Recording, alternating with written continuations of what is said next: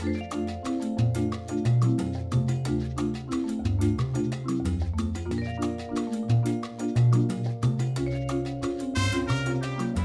my name is Isabella, and I am the Intern Whisperer, and today's tip of the week is we're going to continue our discussion about educating your manager about inclusion.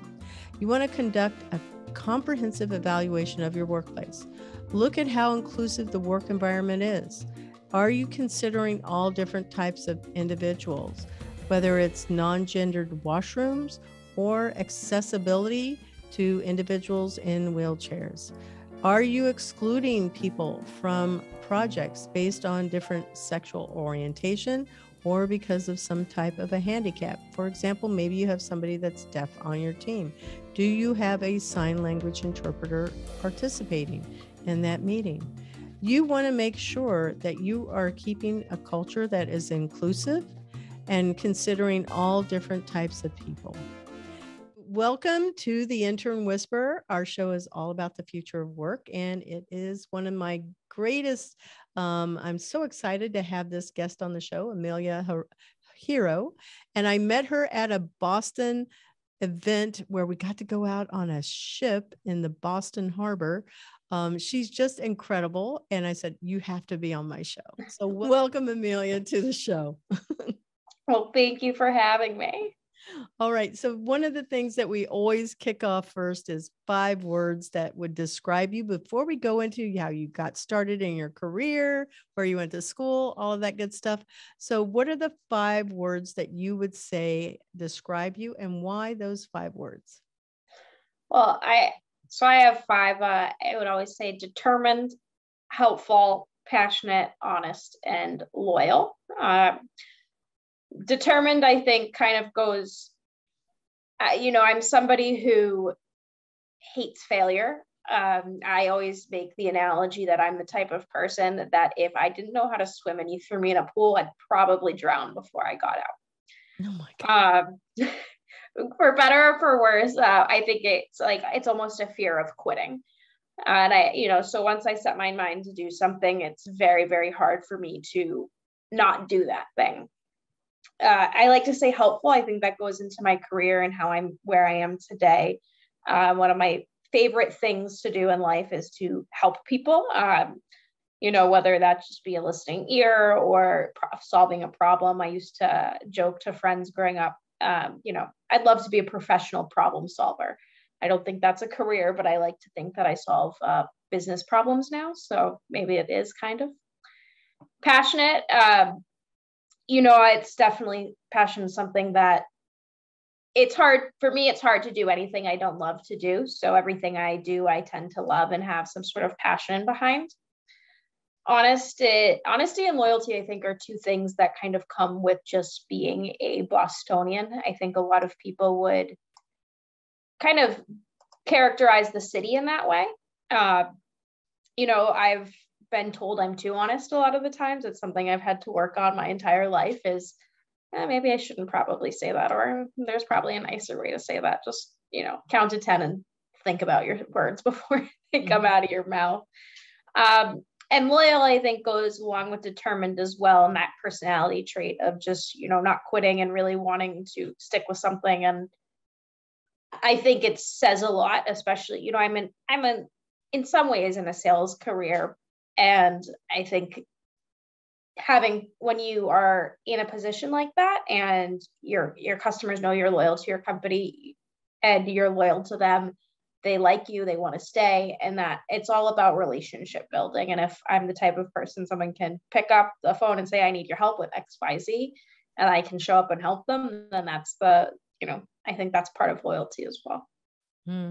I agree with that. And loyalty is something that you really don't see that much because people change careers so quickly. They move on very quickly, right? Yeah. And especially now, it used to be 30 years ago, you get a job in the newspaper and you stick to that job for 30 years and that's your career.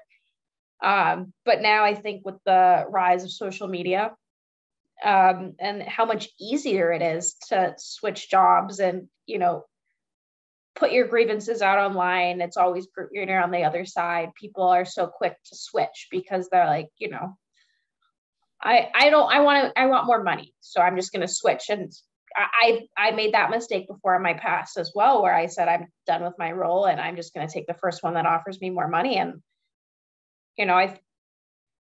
I think long-term, it put me in a position to put me to where I am today. But for probably about 2 years in that role, I was really unhappy. Damn, why did I do that? Right. But I stayed for 2 years because I was loyal, because I felt like I owed the company something, even though I think, looking back, I'm much happier now and I'm much more loyal to the company that I'm at now, which is Insperity. Yeah, I would agree with that. Loyalty is something you can't teach people that either. You can teach people some of the other, value words that you use to describe yourself, to be helpful, to be, caring about others, to be determined. To a certain extent, you can teach that. Honesty and loyalty, I just don't think that's easy to teach. Yeah, So and you either have it or you don't. And it's funny because I always thought it was something that most people had until I actually left the Boston area and went to school. And in college, that's the great thing about leaving your hometown and going to college. You meet all sorts of people, but the people that you meet some great people, but life is life. Not everybody's great. And I definitely learned in college, like, wow, not everybody's gonna kind of have your back. And I always thought, if we have this kind of mutual connection, whether it be school, whether it be our hometown, whether it be a sport, you think that, all right, well, now we're loyal to each other for that reason. But I think that that's obviously just not the case for a lot of people. So something, excuse me, something that you also just said in there kind of resonated with me again, is when you're talking about loyalty and you felt almost an obligation to stay with the previous company. Did you even think that you could go back and negotiate for something? Because like people don't always think to go and do that. Not like you wanted to. Yeah, well, so that was actually part of the reason I had moved on from that company and I realized, as I said, you realize not everybody's loyal. I realized they weren't loyal to me. I had been there about a year. I had hit all my goals, and I'd I'd been there about a year and a half, and I'd hit all the goals they set in front of me. I'd, done everything they'd kind of set out for me to do when they had brought me on. I said, I know you're reevaluating my commission structure. If I'm going to be having to do more work for my commission, I would love to be able to have a higher base salary. I think that's a fair trade-off. Oh, yeah. And I was told, no, we don't give raises. Well, yeah, that would have been okay. Well, yeah. And I said, okay, I just thought I'd ask. But I think that was the real turning point where I said, all right, I think it's time for me to really start reevaluating. And I had already kind of thought through it a little bit as well, just because I was always in tech sales. And throughout the pandemic, I think the pandemic changed a lot of people. A lot of people decided to switch career paths. And I really did some self-reflection. And I thought, tech is cool, but it's not, at the end of the day, a lot of the technology I'd sold, I was like, I really kind of feel like this is taking someone's job away. I don't know if this is really helping people. It might make a company better, but I don't think it necessarily makes the world better. And that was kind of, and I felt like that was kind of the reason why I also wasn't super happy in those roles, was because I didn't feel like I was contributing anything to make the world a better place. You know what's interesting? I just Googled a little statistic here. The average person, they're saying now, will have 12 jobs during their lifetime. 7 careers, but 12 jobs. Yep, I believe that. Yeah. And you choose them for different reasons. Just like you said, it can be money, it can be promotion, it can be a lifestyle change that you've experienced, which is what we saw with the pandemic, where everybody's going, no, this isn't how I want to live. Yeah. And we're seeing that now, where companies are saying, okay, pandemic's over, time to come back to the office. And people are saying, oh, no, I like my remote work. I don't want to work in an office. And we're seeing that turnover, where people are saying, if you're making me come in, I'm looking for a new job. It's that simple. Mm-hmm. And, I think companies I truly think a hybrid environment is here to stay. I don't think any company is going to turn around and say, you have to come back into the office or you're getting let go, unless it's a role where you physically need to be in the office every day. But yeah, like healthcare, obviously, yeah, emergency services. yeah, exactly. And people love the flexibility of being at home. I personally do. I like being able to say, I don't have any meetings till 10. I'm going to, I'm not going to get all dressed up because I have to present in front of people. I can just put on a nice shirt and put on a little makeup and be presentable on Zoom. But also in between my meetings, I can go throw my laundry in, or I can actually cook my lunch, which I love doing. I think that was one of my favorite things about working from home during the pandemic, was not having the stress of it's like 7:30 in the morning, 6:00 in the morning. And you're like, what do I want for lunch so I can pack it? My brain does not work that way. It's like, I'll just go later. I'll just eat something later. Interesting question then. Did you find that you were saving money because you no longer maybe ate out? Did you find that you were maybe gaining weight because food was so accessible? I actually lost weight during the pandemic. I was one of those people who said, I have a lunch break, I'm going to go for a walk.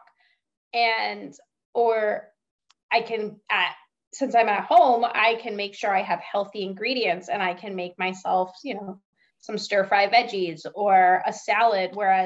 So yes, I was 100% saving money because I wasn't going out to lunch. But two, I don't care how healthy you think a salad is when you go to whatever restaurant you go to get the salad.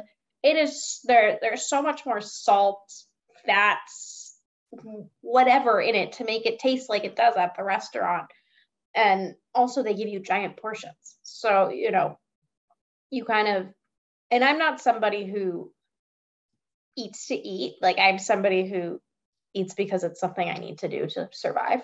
Like my body will be like, okay, please eat because we're tired and we have a headache. Mm-hmm. Mm-hmm. Yeah, that's very, very true. I noticed that it did change how I was eating. Definitely. Yeah. Because the ability to go for a walk, that was everything, because you can't always do that easily in an office, because you come back, you're maybe a little sweaty, whatever. Yeah. And, especially during the pandemic, even the calls that I had, I never had to be on Zoom, or on camera. So that meant I could go for a run if I had a 9:00 meeting, I could go for a run at 8:00, get home at 8:45, catch my breath, and jump on a Zoom. And nobody knew that I was sweaty and gross because I wasn't on camera. Yeah. You might have had a lot of flushed color in your face, right? Yes. But, now I don't have to do that. Now every call that I do, I'm actually on camera. And I think it adds, especially, so my role pre-pandemic was completely face-to-face. And the pandemic has really changed outside sales and outside consultant roles, because now nobody wants to, if I have a 30-minute meeting with you, I don't want to drive an hour, and they don't want me to drive an hour. Mm-hmm. Yeah, I think be more productive because you're actually putting in more calls. Yeah. And, I'm answering more emails because I'm not spending 2 hours in the car driving to and from to see a customer. It's especially a lot of these meetings. I love the idea of face-to-face meetings, and I think they are very valuable. But I also think that not every meeting has to be face-to-face. And that's really what the pandemic has taught us. Even personally on my team here at Insperity, we work from home on our days where we do trainings, because it's so much more productive to do a training over Zoom. when it's only, you know, an hour long or so, because if you're sitting in a room, somebody's presenting, I'm blind, half my coworkers are blind because, you know, we've looked at computers for the last 10 years. So looking up at a big screen, it's a little bit more difficult. And someone's always like, what's that say? And it's way easier just to share your screen. You have that same round table type feel where everybody's participating, especially if you're on camera and you have that same view where, you know, you're all in a room together in some way, shape, or form. Mm-hmm. Yeah. So where did you go to school? And you talked about a little bit of one of the jobs that you had. It's really unusual for people to choose a career path in sales. So I love the fact that you did, and you're also a woman in it and in a tech industry. So I'm going to throw several questions at you. Where did you go to school? What was that major? How did you choose to go into sales? And then let's just throw one more thing on top of it, specifically even in tech. Yeah, so that's kind of an interesting question as well as interesting story. So I started my career, I went to college. I went to school at St. Lawrence University in upstate New York. It's a really small liberal arts school. And I said, when I went to school, I'm going to be pre-law, I'm going to go to law school, and I'm going to be a lobbyist. That was like what I was set on doing. Kind of background, I'm big into politics. I am somebody who nerds out. I try to understand everything about it. Just because I think, you know, ultimately politics does influence a lot of our lives. And I like to understand what's going on and be able to put context around that. So going off of that, and especially things you want to change. I was like, well, lawyers are, you know, I love talking. I love arguing. When you're a lobbyist, those are the people on the front lines really making changes. And then throughout college, I worked as what's called a canvasser. So I worked for a nonprofit organization where I went door to door for 4 summers. I went to every town in Eastern Massachusetts. I knocked on their doors, told them about the bees, told them about the water, told them about, you know, every summer it was a different campaign. It was plastic bags, it was save the bees, it was protect our rivers, protect our turtles, etc. And, you know, through that, I was really good at it. And I think that's where the passion came in, because I like to just tell people I'm a little bit of a hippie in the sense that I just love the outdoors. And I think if people spent more time worrying about what we were doing to our planet, then there might be a lot less problems in the world. Oh, yeah. And so that was how I got my kind of start in sales. It was because I was like, hey, if I can knock on some mansion, and I would have people come out and be like, I hate the environment. I love oil. Offshore drilling's the best thing that's ever happened. No way. And it was there. The fracking's awesome. Like anything that's like any sort of environmentalist is like, they would say all those things and be like, yep, well, here's the answer to that. Yep, here's the answer to that. And then I'd walk away with a contribution from them. Look at you. Yeah. And so that's so funny that you bring this up, because people don't really, I know that when I talk with, I was an English teacher, so English major. And so whenever I talk with anybody and they're going, oh no, I can't do sales, I said, how did you get your first boyfriend or girlfriend? How did you get your first job? So what you were doing, anybody in fundraising, it is sales. Yeah. It is different because it's tied to, like what you were saying, something that you're passionate about. I was selling politics in the environment. Like truly, man. That's what it was. And so I don't think it was politics. I don't think so. I think that if you were able to flip somebody that was thinking that, oh, yes, oil drilling, oil drilling and all of these things. I didn't change their mind. They just I earned their respect. And they said, here's some college kid who is willing to show up at my house at 7:30 at night with a backpack, t-shirt and shorts on, and, argue with me in my multi-million-dollar home about the environment. Like, that takes guts. I'm going to give her a couple dollars. Okay. Yeah. Well, you're right. It does take guts. It does. Yeah.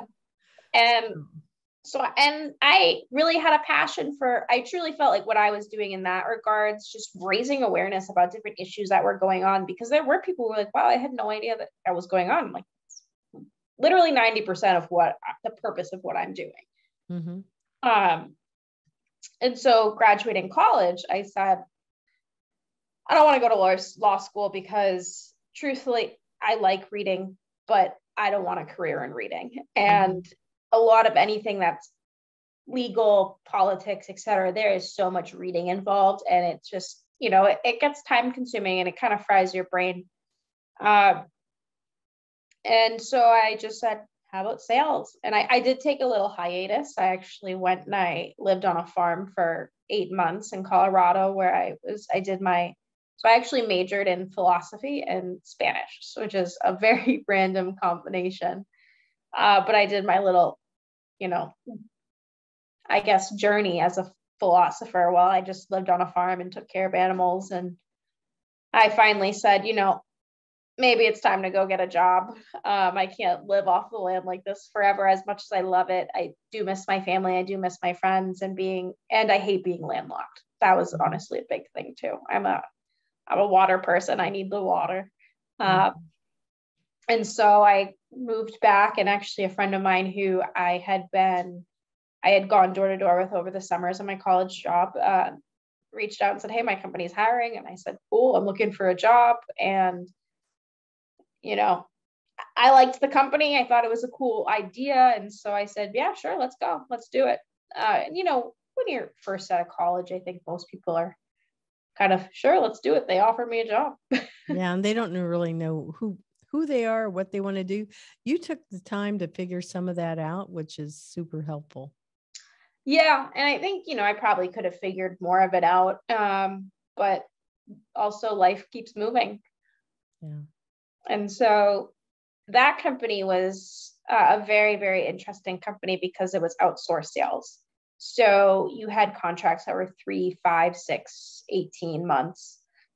So in the course of 2.5 years, I sold 4 or 5 different products, and they were all technology-based products. So it gave me a really phenomenal foundation where I can understand kind of the high level of a lot of technology and the way it works. And, you know, I also had to get a little bit of a thicker skin as well, because I was, you know, when I was hired there, on my half of the office, I was the only woman. Oh, wow. And they hired 2 girls to be on my team. They both left within 2 months of me being hired. And so the company was about, I think 10% was a generous number, but that was roughly where it was for the percentage of women to male ratio. And, you know, they hired a lot of new kids right out of college. So you can imagine being new girl who's 20 something years old, sitting on a sales floor with a bunch of new college grads who were all in like frats and played football.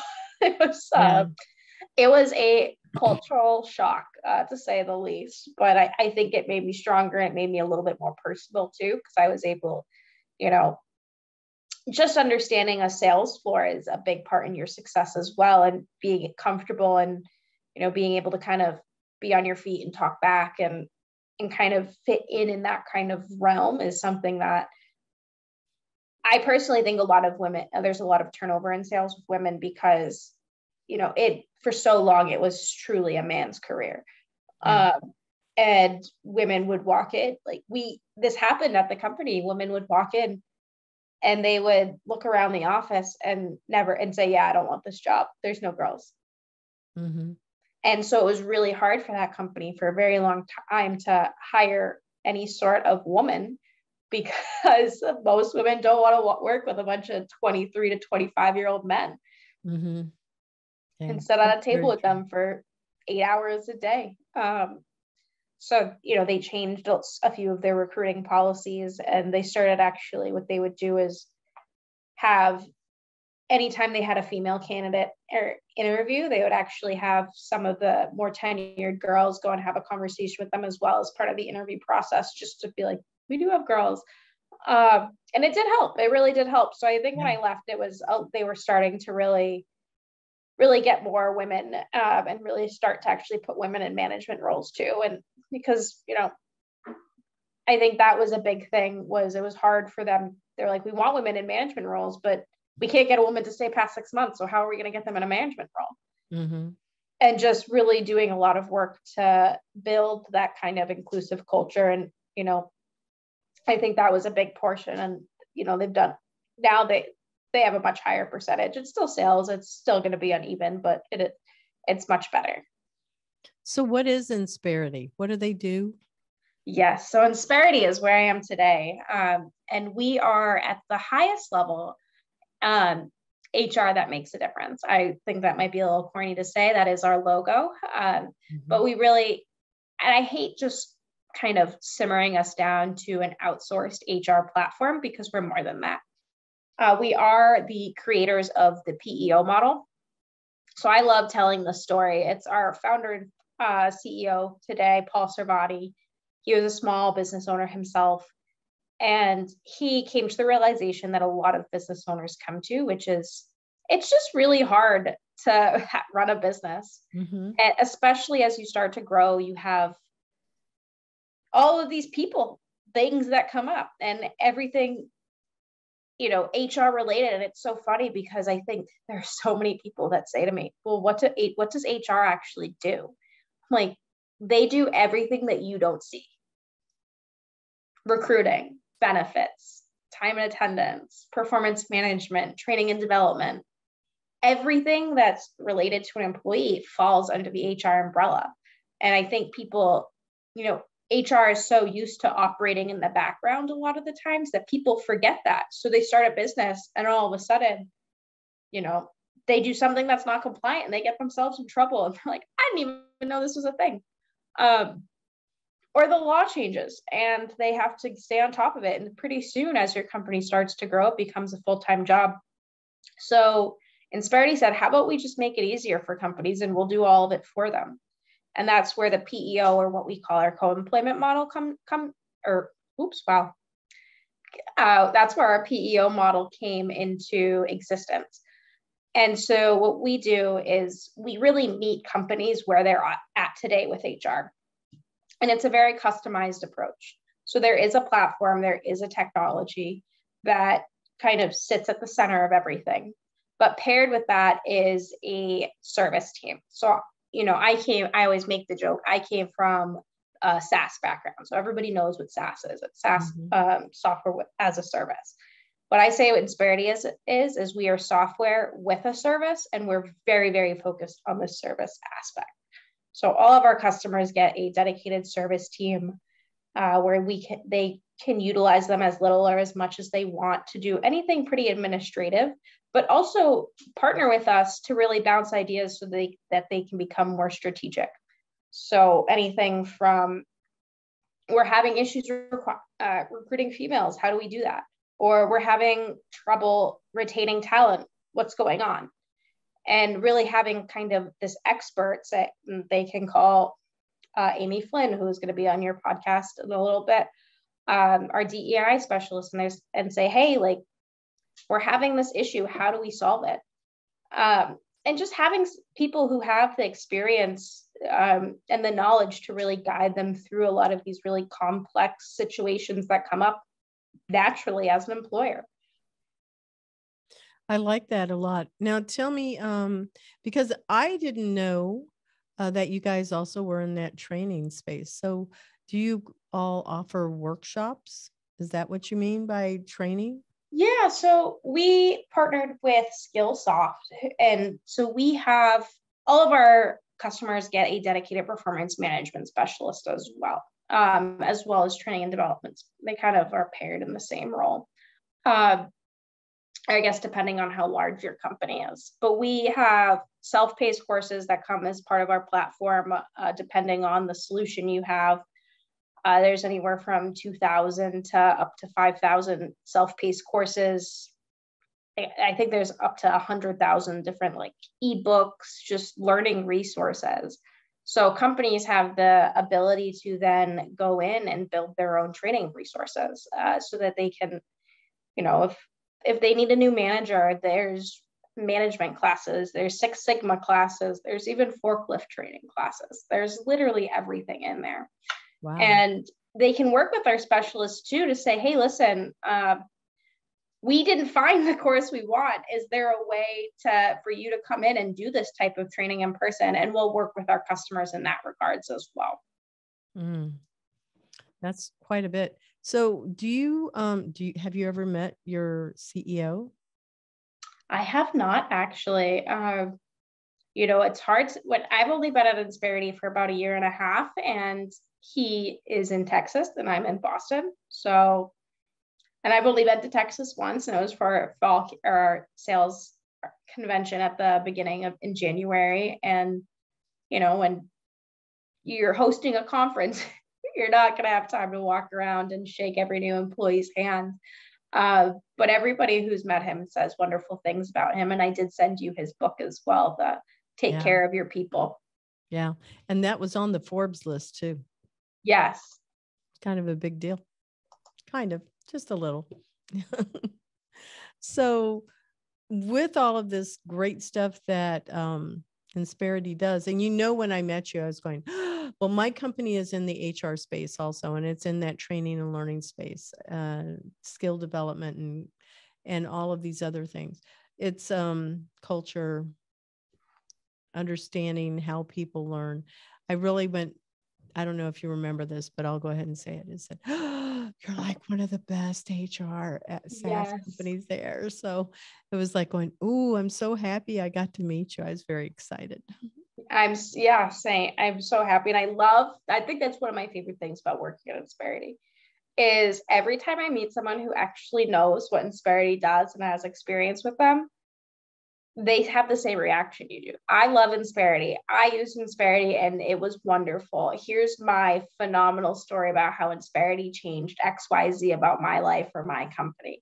Mm-hmm. I really have, and I was so skeptical about Insperity when I first came on, just because I think I'm naturally a little bit skeptical of any company who's, when something's too good to be true, it probably is, right?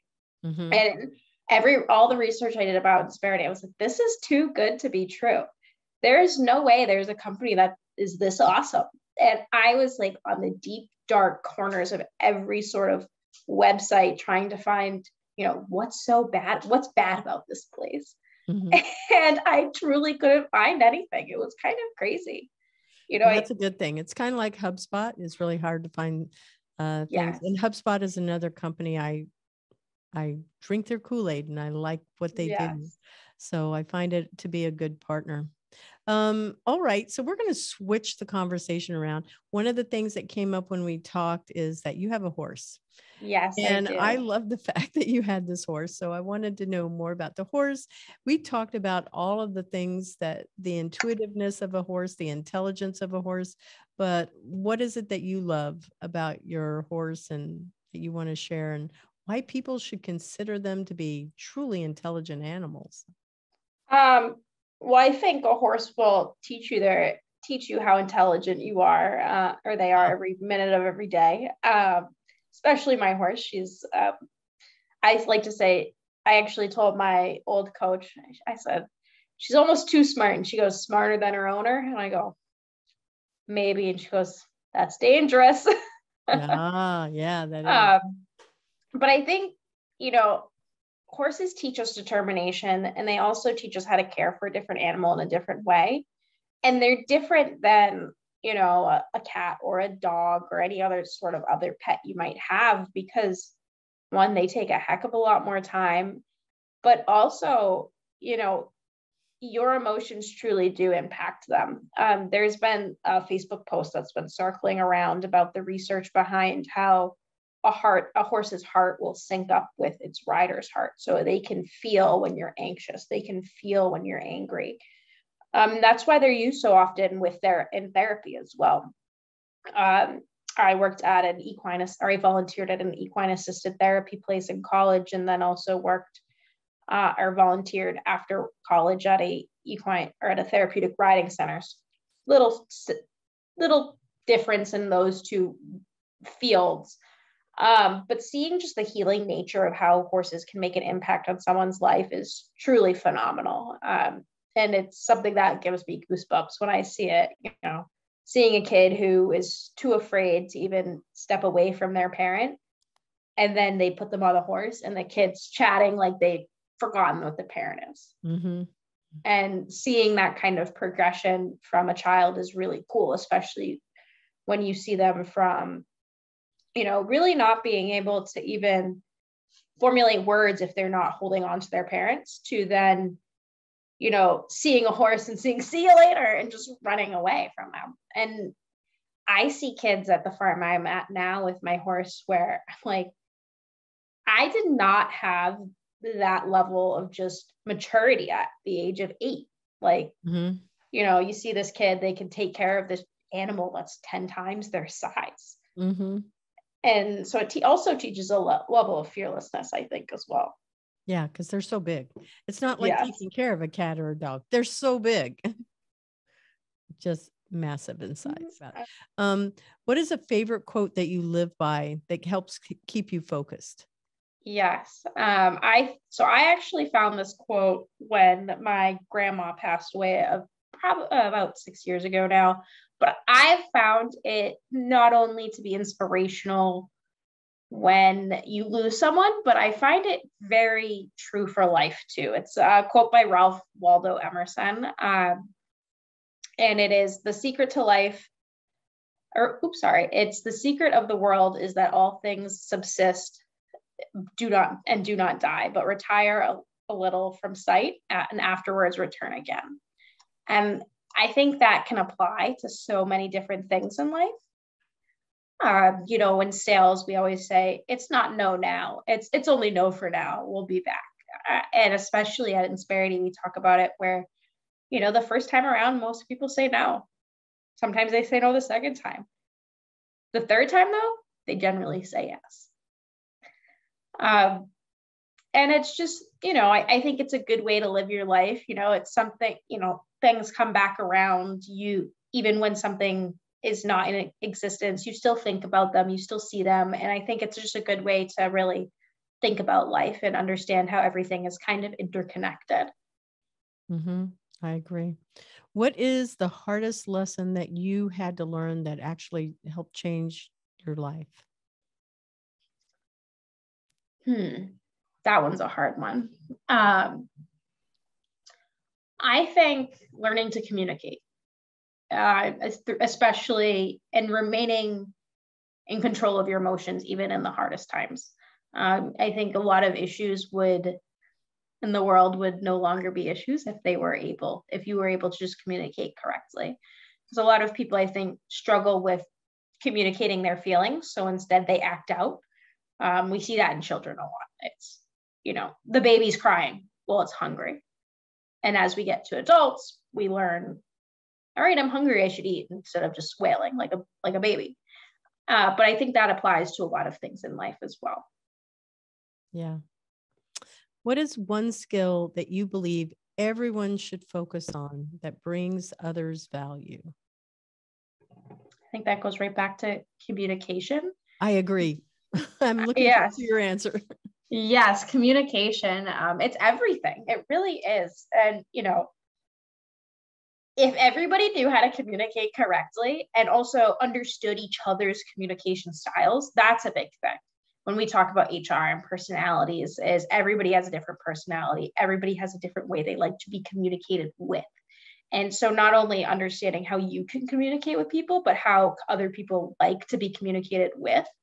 And I guess that goes into social intelligence, or emotional intelligence, as well as social understanding and empathy, is understanding, all right, this person really doesn't like to be communicated with in this way. I need to get a point across. So how am I going to do that so it doesn't cause an argument and we can walk away after having a wonderful conversation?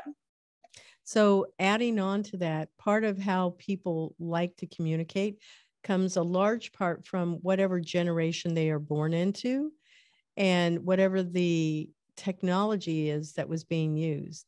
So, whenever phones came into existence in the 80s, that could have been, Gen X, as well as Gen Y, millennials. But as each one of these pieces of technology advances, that's where texting became more valuable because people were texting so much. They preferred to text instead of picking up the phone and call. Yeah. Now it's on social media. And it even goes a step further in just the words you use. Yes. So we use a lot of it. I'm a huge proponent of it. When I used to manage a sales team, my first management role, they put me onto a team that was struggling very badly.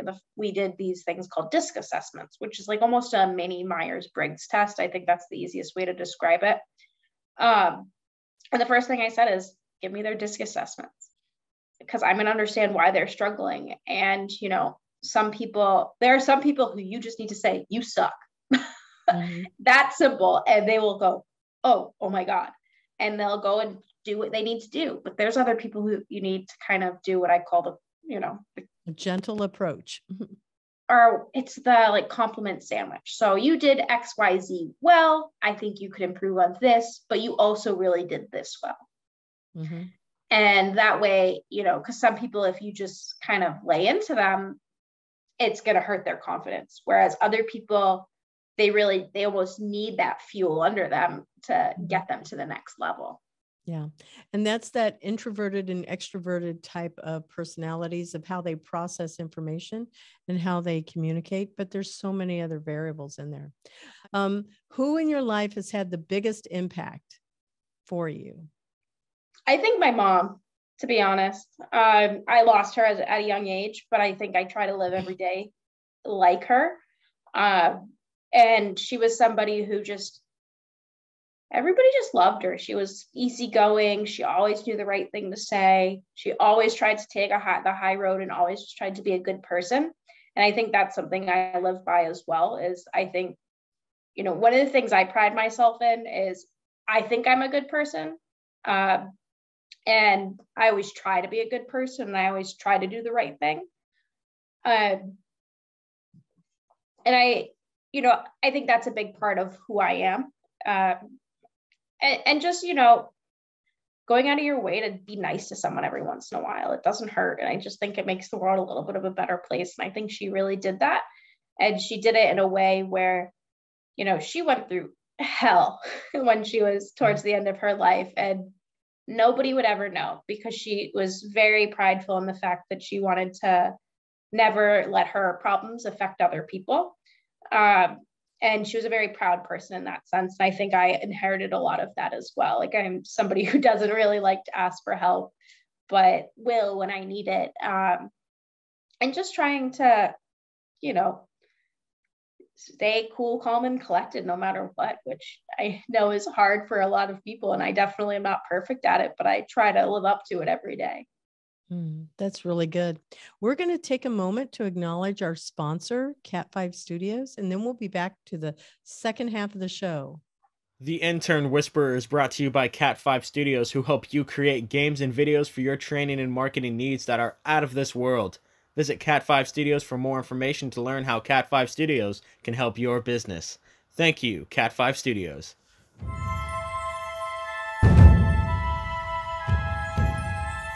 And so welcome back to the show. In the second half, we're going to be talking about the future of work in 2030. What does that look like? I don't know. What do you think it's going to look like, Amelia? Well, I guess it's not that far away when you think about it. It's not even 10 years away, which is crazy. I definitely see more companies going to a more remote work style. Right now we saw how remote work could be viable during the pandemic. And there's been a big push for companies to kind of get back, but a lot of pushback from employees. I know a lot of companies, or a lot of employees, have actually left companies that force them to go back to the office. And on top of that, I think there's the introverts and the extroverts. Extroverts love being in the office. So I don't think there's ever going to be a time where people aren't in the office. But introverts really love staying at home. And so I think it's going to be very industry specific. And a lot of companies are going to do this kind of remote work style where you almost get to choose and say, these are the days I'm going to be in the office, and it'll be industry based as well, because, there's some positions where you really do need to be in the office talking to people at least once a week. Whereas there's other positions that are very much kind of on your own time, on your own space. Mm-hmm. I've seen a lot of companies, mid-sized companies, honestly, 300, to me, they're mid-sized, but I know they're technically still small if they're under 500 employees. But one of their requirements is everybody has to come in no matter what. They do give them flexibility as to the days, just like what you were saying. And I feel like that is genuinely good. And part of their reason is they, and to me, it's true. It does demonstrate a stronger culture, company culture, because you're connecting with people more frequently than through a video call. The more of your senses that you engage, meaning that you can see somebody and then you also are talking with them, the more of a connection there is. And then even when you're in the office with the ability to either hug somebody or just, shake hands or fist bump or whatever, again, there's that sense of touch. So there's this element, and especially being able to eat together, those things always seem to drive a stronger company culture. And I believe, honestly, companies can make a good argument for that as to why they would want people. Now, that's going to be a choice in that hiring process if that is what people want. And there will be, again, I agree with you, a division as to preferences. Yeah. Well, and I think also when we look at the economy and we look at real estate as well, having this kind of hybrid environment, companies are going to be able to have smaller office spaces, which is, if you know anything about corporate real or commercial real estate, it is a huge investment for companies. Yeah. And if they can say, hey, we're only ever going to have half of the amount of office because people in that we used to, they're going to be able to have a smaller office space, and they're going to be able to reinvest those funds elsewhere. Mm-hmm. And that could be some type of benefits that they give employees, where definitely covering like fitness and mental health. Yes, mental health has been a huge driver for companies over the last 2 years, and we're seeing more and more companies implement EAP programs, different employee wellness programs, just so that they, if your employees aren't feeling their best, they're not going to give you their best. Mm-hmm. It's almost that simple. Yeah, I agree. With the advancements that have been in AI, the Meta Center, the Metaverse, Orlando, just so you know, is now branding itself as the Meta Center. So that's why that word actually came out. And just for a point of reference for listeners and also yourself, is people underestimate what is available in Orlando. There is so much. We have photonics. We, of course, have NASA. We have the biggest AI, VR simulation conference always at the end of the year that's geared towards education, health, and also defense sectors. And I think I left one of them out. There's just this huge amount of technology that is here. And we actually got number one as one of the most desirable locations to live in now, Orlando. Wow. Yeah.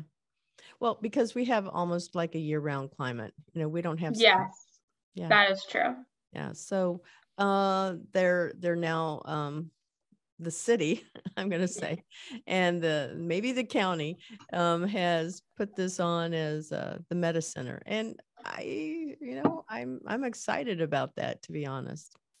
That was just a sidestep, but getting back to the actual question is robots, AI, augmented reality, virtual reality. What advancements do you think are going to be in that HR space? Because honestly, I've been watching this Black Mirror series that's on Netflix, and it's not the movie. It's actually a series of little short vignettes. If you know these series, it's kind of like the Twilight Zone, or there was another one that was little short stories of Stephen, the one that wrote The Shining, Stephen King. Oh, Yeah. Super scary stories. But anyway, while watching this series, I went, wow, they raise a lot of ethical questions too in the use of AI, VR, and how do we incorporate that into HR? Because there's ethical dilemmas for sure. We so can go anywhere you want. no. So AI is an interesting tool, and I think it's very far away from replacing humans by any means. But it's also interesting talking to different people about AI. So they are coming out with different types of AI for sales. So, collecting data, listening to different conversations. Oh, if this person responds in this way, you should respond in one of these 3 ways to get the best outcome. I can definitely see that kind of coming into play for HR as well. Having some sort of AI where, it can help coach HR professionals especially a new professional who's not necessarily super familiar with law or still really kind of getting up to speed on how to approach certain situations, and having that ability to say, my employee said this, and then the HR AI coming back and saying, here's 3 ways to kind of approach it. Mm-hmm. That being said, I find it interesting because a friend of mine was telling me about the sales AI. She just got a job there. And I said, oh, so it's kind of like replacing salespeople by automating it. And she was like, no, it's just helping you because you still have to make a decision. I go, well, if they develop it well enough, doesn't that mean that the Autobot can just have that conversation without the human making the decision? And so it's interesting just seeing. I think there's going to be people who are very opposed to it as well, and other people who are going to really embrace it. And it's all going to be about kind of going back to what we were talking about earlier, which was the communication styles. Because I think there's some people who really, really dislike the kind of robotic nature that sometimes can come out of saying the most appropriate thing as an HR person. But there's the other side where people, they appreciate it because they kind of know what to expect. Mm-hmm. Yeah, some of the ethical dilemmas that I've seen is I know that we use a lot of products, and you use the word listening, and we know that our phones can hear what it is that we're saying, and then we get ads in our feeds, and even with my CRM, which this is no secret, HubSpot. They have the ability to listen to conversations. You can record them. And then all of these conversations, whether it's chat or if it's email or if it's phone calls, whatever, are creating that profile and building it up even more, a very specific profile for different customers and different individuals.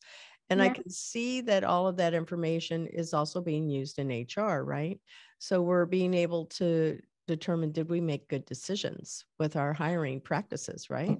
Yeah. And that's one thing I think AI can definitely bring in is the kind of data analytics side of things, understanding, when you're talking about company culture, what does company culture mean? And, I think exit interviews for employees is one of the most important things a company can do, especially if they're experiencing high turnover, because nobody's going to be the most honest than a person who's leaving the company, because ultimately they have nothing to lose. They're like, I'm already leaving. I can speak my mind. And, there's some level of professional still there because you don't want to burn bridges. But if you're truly unhappy and you didn't want to voice it before, you're going to at least say a little bit of the reasoning behind kind of what's going on. And, having that data analytics, that kind of AI to process, okay, who trained these people into their roles? How long did they last? And kind of taking all of these different data points that all kind of go into the life cycle of an employee and putting them into some sort of data migration where you can really understand on a deeper level the employee engagement as well as the employee life cycle. If we hire, for example, college graduates always are hired kind of, a lot of college people, they graduate college, and then in May, they start their new job, or June, they start their new job. Others say, I want to take the summer off. I want to enjoy myself. They start their jobs in September, and they use that time to kind of just enjoy themselves. And I'm sure there's some sort of data out there that there's a difference between how those two people perform. Mm-hmm. And that also would go into their personality types. And I know my first position in like a real sales career, they did the DISC assessments, which I talked about earlier as well. And they were starting to use it in a way that said, well, which DISC profiles are the most successful? Mm-hmm. Where do we see the most success? And that's really important as well. And I think that's why more companies are even doing these personality tests before they hire employees as well, because, you know, if they know they're hiring for a manager that manages a certain way, and this person they're interviewing comes back with their personality type that, hey, these two people probably are going to butt heads, or their communication styles aren't in sync, then that could have an impact on the decision, especially if there's two candidates at the end and one is a perfect fit culturally as well as personality type, and the other might be a little bit harder. And, you know, that's why hiring is such a risk, because, you know, you never really know what you're going to get. There's some level, but you're never going to get a 100% accurate representation. So being able to find all of this other data and using AI to kind of translate that data for you to be able to say, yeah, this is the best candidate, is going to be really interesting development I think we see in the next, I don't know, 8, maybe 10 years. Yeah, I think that one's just right around the corner, honestly. Because I've seen, I mean, that's part of what I do inside of my platform, is that same type of way that we can recruit.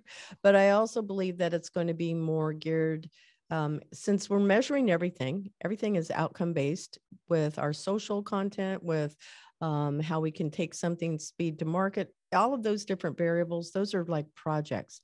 At some point, we're going to be switching it over. And I think it's going to happen relatively soon, probably in a couple of years, where we see that employees will have to have outcomes, meeting, you know, whether it's weekly goals, monthly goals, not just in sales, but in every aspect of their performance. So looking at that as what I think is the future of that means that this quiet quitting concept, where people are going, well, you know what, I'm not going to do anything else. I'm just going to do what I'm being asked to per my job description. There's not that discretionary effort. Even more than that, there's just not that passion, maybe. There's not the same kind of drive. Those can be indicators as to in somebody's new types of evaluations, if you will. So we can see, oh, you've been maintaining the basic average of what the job requires, but we're actually looking for, you know, more than that. So job descriptions will change. We'll be measuring skills rather than just tasks that produce an outcome. Yeah, I agree. And I think, you know, that's a lot of what we talk about in Insperity, or at least I do when I'm talking to potential customers, is, you know, how often are you actually giving performance reviews? Mm-hmm. Because be in real time.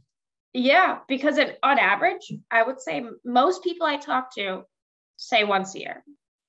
And can you imagine? That's just like, and I'm telling you, and I tell people, you need to give them more, because one of the biggest reasons I left 2 positions was because I could not get feedback for the life of me. And in fact, my last position, I learned that if I wanted feedback, I would do a presentation. I would go to my boss and say, hey, I think I did these 3 things wrong.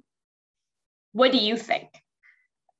Because otherwise it was, great job, you're doing awesome. And like, I'm not perfect. Nobody's perfect. And if you're telling me I haven't done anything wrong, or there's nothing to improve, then I'm just standing here stagnant. And on top of that, you know, when we talk about performance reviews, you know, and psychology, and you bring in that, people really don't remember past 90 days. No. And so if you're doing a review once a year, you're losing 3/4 worth of feedback. And when we talk about HR at its center and what it is, so many companies think of it as a cost center because there's benefits, there's salaries, there's all this expensive stuff that goes into actually having an employee. They don't measure the other side, the outcome. Exactly. And so we talk about it at Insperity all the time is, HR is actually your biggest revenue generator because your people are your greatest asset.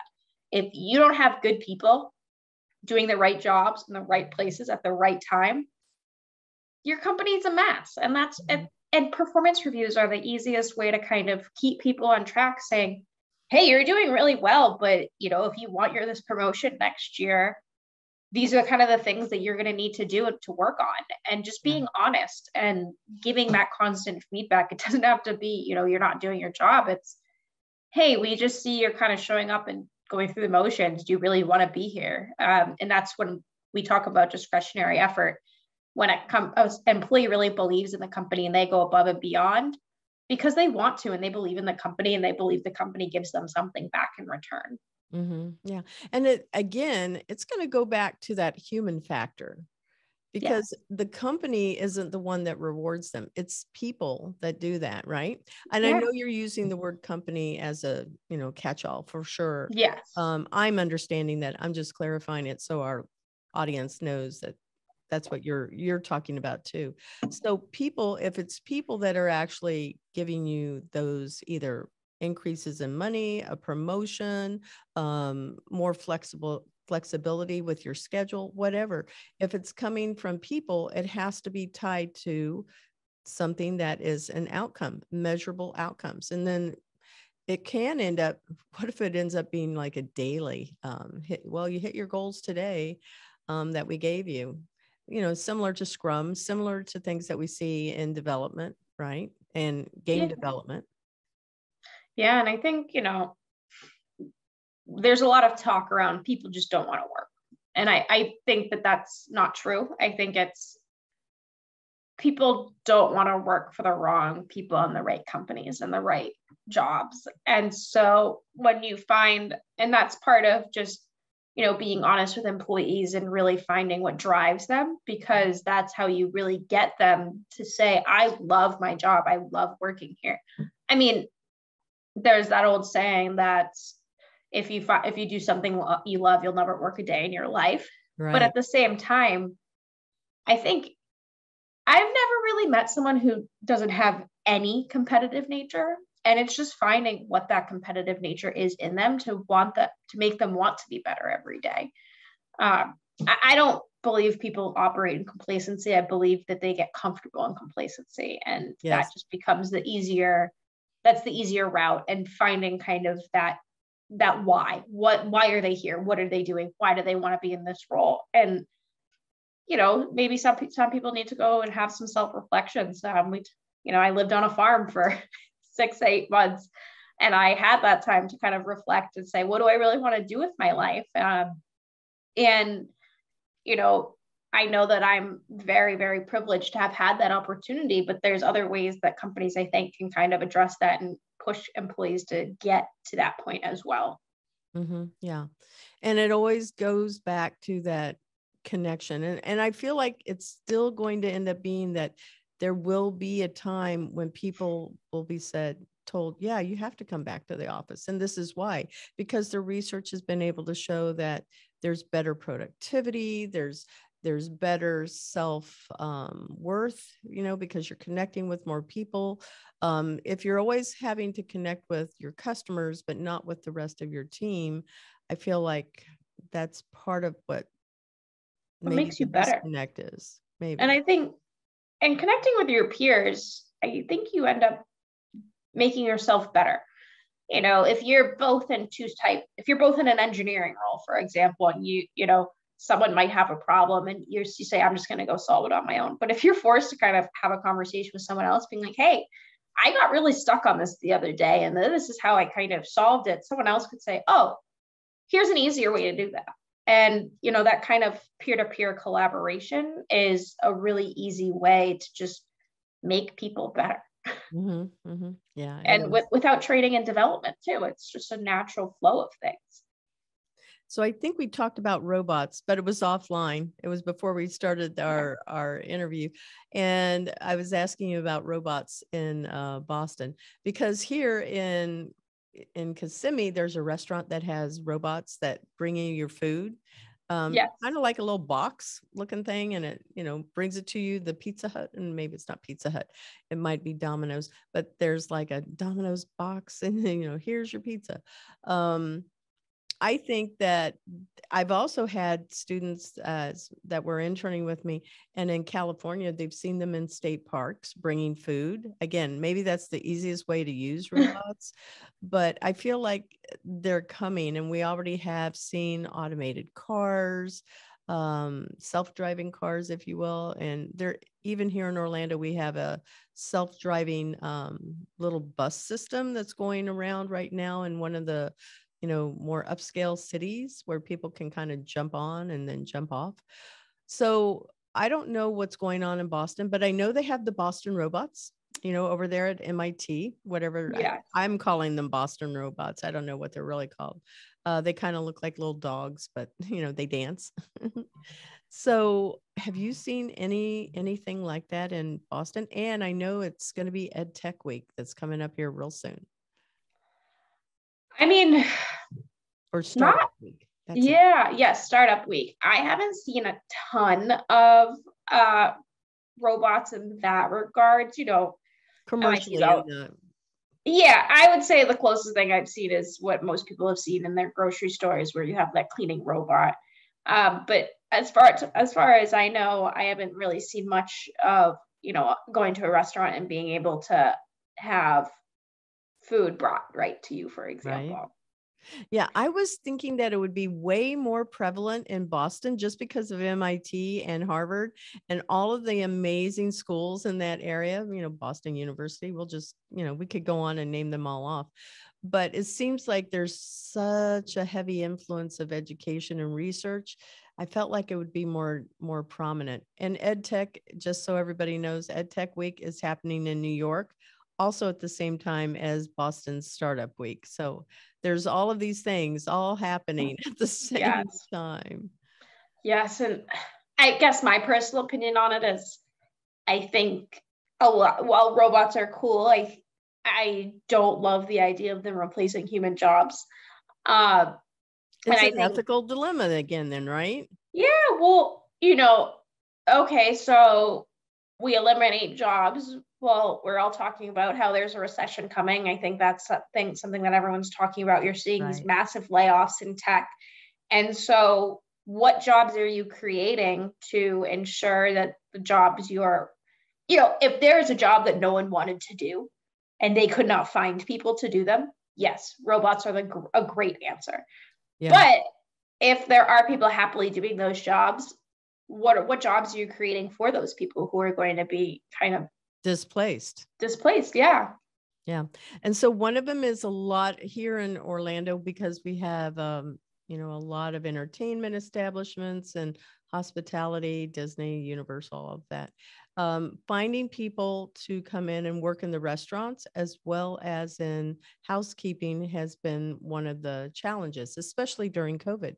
So that would have been the example to say, well, if we automated some of these things, like having somebody else come in and a robot clean a room, then yes. But it's also taking away jobs from immigrants who come into the country and need something where they can get a job. That's where we saw also a huge upward spike in Uber and Lyft drivers, because those that did not want to work in hotels and housekeeping were choosing to go and drive because they found it could fit their lifestyle. So there's going to be this place, it fits a lifestyle. It also fits a need based on any type of either low educational background, or if it's somebody with, immigration issues and they can't necessarily they can't be a lawyer now because they didn't get licensed in this country, or doctors. Yes. Now they're driving Lyft, like that's. Yeah, that I think is crazy, is that there are people who come here from different countries who are, surgeons in their home country, and based on our medical standards, they're like, nope, you can't, No. you can't be a surgeon here. Yeah. And so then they drive Lyft. I used to always talk to my Uber and Lyft drivers because I think most of them always had phenomenal stories. They do. You know, some people they hate when their Uber driver talks to them, but I'm like, you know, if you're driving Uber, you see crazy things every day. Yeah. You meet interesting people every day, and you probably have a pretty unique, you know, background and life story. And I'd love to learn more. And, you know, I remember just some of the stories that they would tell and their life, how they kind of got to where they were, was always so fascinating. Mm-hmm. I think you and I are cut from the same cloth. I know we had that discussion when we were on the harbor cruise. I know. I'm going, you know, I think exactly the same as you. So what's the weirdest thing you've ever seen? And, you know, you could be doing stories from, you know, the Lyft driver, but you can't use the name, right? So yes, you can't do it that way. But it's like taxi driver stories or whatever. Yes. Yeah. The Boston taxis were always interesting. And I think they've kind of, unfortunately, really, they've gone out of business, and you know, they're just so much more expensive. I remember there was one time where I just didn't want to wait for an Uber, and there was a taxi there, and they drove me like my 5 miles home, and I was like, this is like triple the cost it would have been if I had an really Uber. Yeah, just because of that expense. Whereas, you know, Uber and Lyft, they're all contractors, so they absorb those costs themselves. Yeah For better or for worse, I guess. Yeah, very true. Well, we are coming to the end of the show. So what is the best mentoring advice that you want to share with our listeners? It can be advice that you want to give as a mentor to somebody, or mentoring advice that you've received. Either way. I actually got this from, you know, what I always say is this is something I think I live by. It's something my boss lives by as well, which is try to learn something new every day. But I had a customer call the other day, and they took that a step further, and I just was like, this is so true. And she said, if you're not improving, you're dying. And she said, whether it's you're in your job, whether it's in personal life, whether you're just a company, you know, always trying to learn something new and improve and be a little bit better than the day you were before.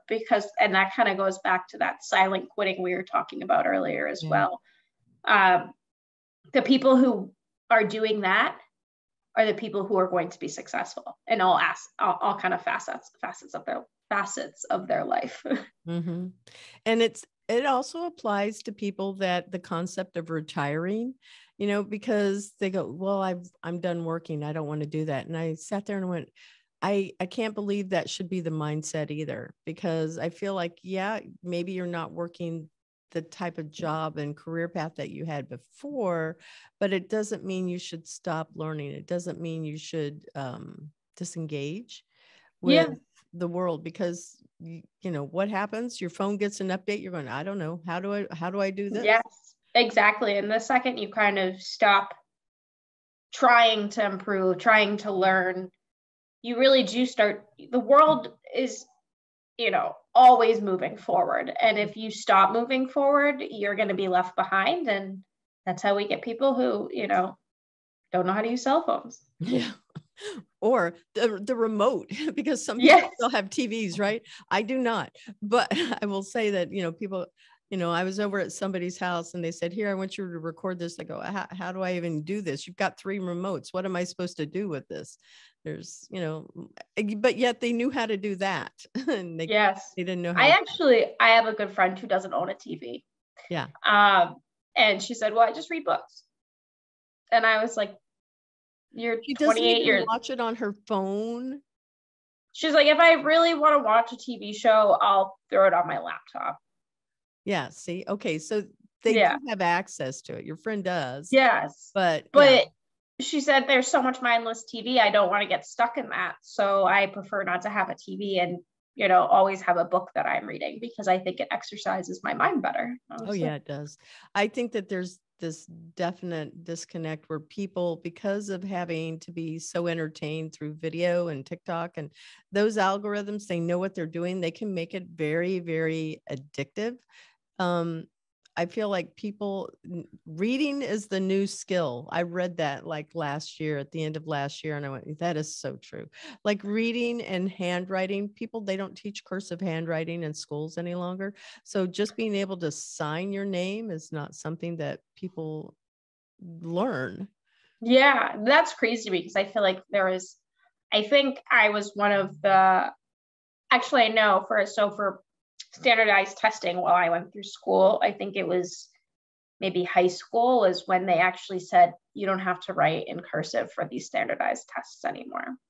But the reason being was there were kids who really struggled with their handwriting, and they would fail. So it's not because they were unintelligent. It was just, they had really crappy handwriting, and they shouldn't fail a standardized test because somebody can't read their handwriting, even though they can read and write just fine. And so I know I had kids in my class who actually got special exceptions and had like these typewriter things that were not internet accessible, but they could write just because they had, like, I don't know if it was a disability or what, where they literally just they couldn't write legibly no matter how hard they tried. That's a hand dexterity, small. Yeah, that is definitely a skill. And if they didn't practice it enough when they were in school, then they might not know how to have those fine motor movements to be able to do it. Yeah, that makes sense, huh? Hadn't even thought about that side of it. I did experience a lot of students that didn't figure that out. Oh, well, we would keep going on. But okay, how can our listeners find you? What's your website with Insperity? What's your LinkedIn? We'll share that with our listeners. Yeah, absolutely. So insperity.com/BPA/ my first last name. So Amelia Heroux.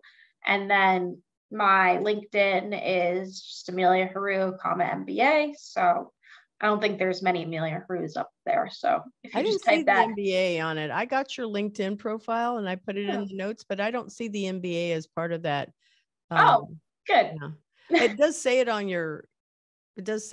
the profile, but I didn't see it in the link. Not in the link. I'm sorry about that. I just always search things. I don't know people's links. But so LinkedIn/Amelia Heroux, you'll find me. Gotcha. All right. Well, that is so great. I'm looking forward to catching up again next time. Yes. I'll be on the show, but just to see, like, what's your wedding date? I'm pretty sure it's coming up. 1 year from, I guess, last Friday. So, because it's September 2nd next year. All right. Well, you're on wedding countdown now. It's 364 days now. Yes. Don't remind me. I have lots to do and it's a little terrifying. It's all going to be fine. Well, I want to tell you, thank you so much. I've really enjoyed it and I look forward to catching up. Yes, of course. Thank you so much. Have a great rest of your day. Bye-bye. We want to thank our sponsor, Cat 5 Studios. Thank you to our production team, Ayana Sanders, and our video interns, Josue Gonzalez, Dina Burks, Lester Eccles, and Gio Vargas. Our music is by Sophie Lloyd. If you would like to have your inclusion tip of the week shared on our show, record your inclusion tip, send it in an audio file to info@4c.tech, and include your name, job role, and where you work. We will email you an Intern Pursuit green screens for your next video conference call. You can also visit Employers 4 Change at www.e4c.tech to learn how you can create real diversity and inclusion culture while scaling your people for the future of work. Thank you for supporting the Intern Whisperer podcast by subscribing to our show on Podbean or your favorite podcast channels.